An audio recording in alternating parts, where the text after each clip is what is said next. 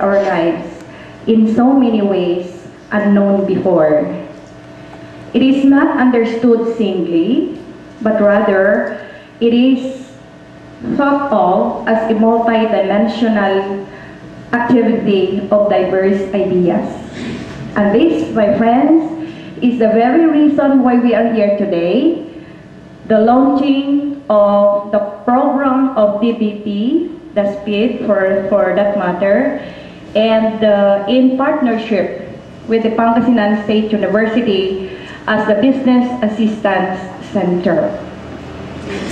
We would like to inform this august body, our partners, that the university always welcome opportunities like this because we believe in the partnership of the academe and the industry in order to cope up with the demands of the tall order of globalization.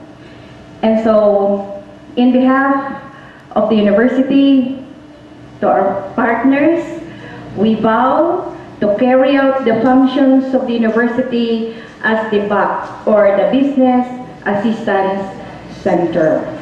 And from today, tomorrow, and the years to come, you are warmly welcome to the Pangasinan State University, your new center, or your Business Assistance Center.